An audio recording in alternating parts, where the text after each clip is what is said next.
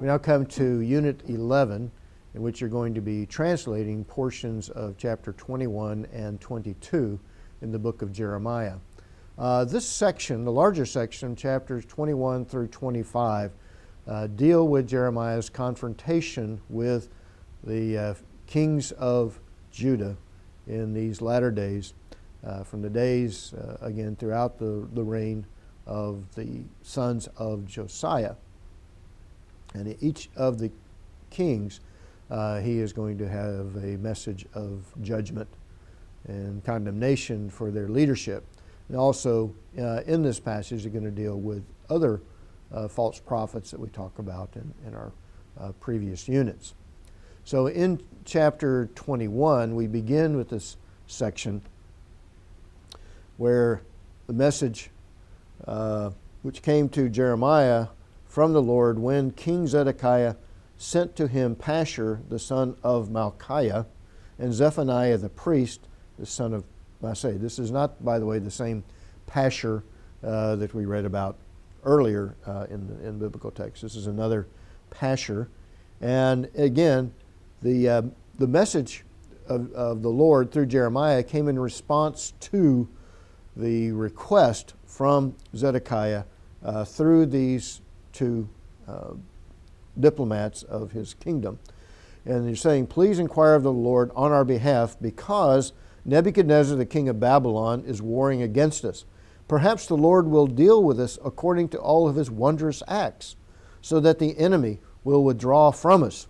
Again, like we discussed in earlier units, this belief that goes all the way back, really begins with the temple sermon, that Jerusalem could never be destroyed. You know, this is the place of the temple of the Lord, and you know, we celebrate that and we worship at this great place. And again, following the background, the history of God's delivering Jerusalem from the Assyrian army under Sennacherib, you know, so Zedekiah no doubt is hoping for a new deliverance, because in fact in this latter part of Zedekiah's rule, the armies of Nebuchadnezzar and Babylon have surrounded the city of Jerusalem, and they're setting up their camps around the city.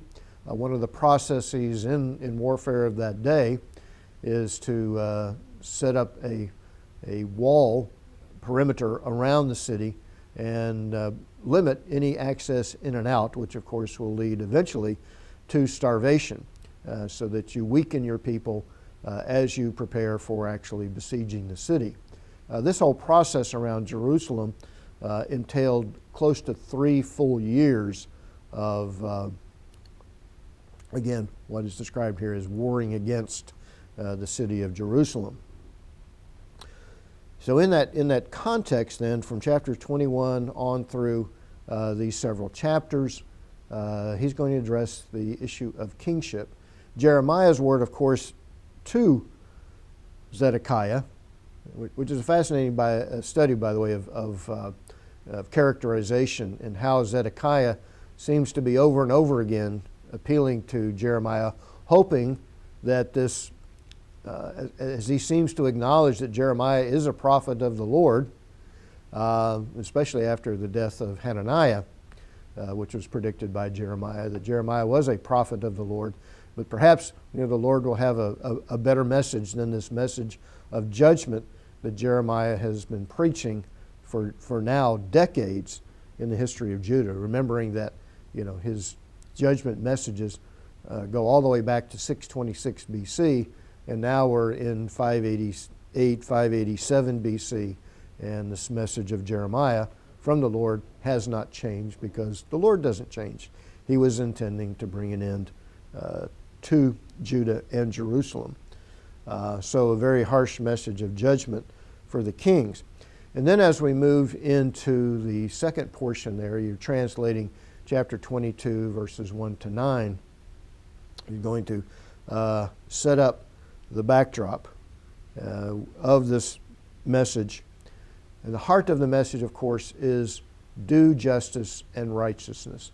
Going all the way back to the Temple Sermon and Jeremiah's early messages, the key to understanding what God intended for the kings.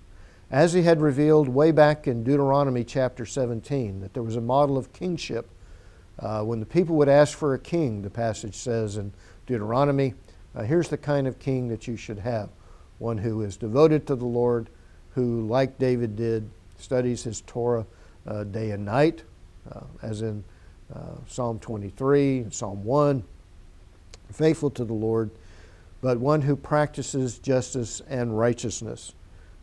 Do justice, he says, deliver the one who has been robbed from the power of the oppressor. Do not mistreat or do violence to the stranger, the orphan, the widow. Do not shed innocent blood. Sounds exactly like, again, the Temple Sermon. But if you do not obey these words, verse 5, I myself will make this house a desolation.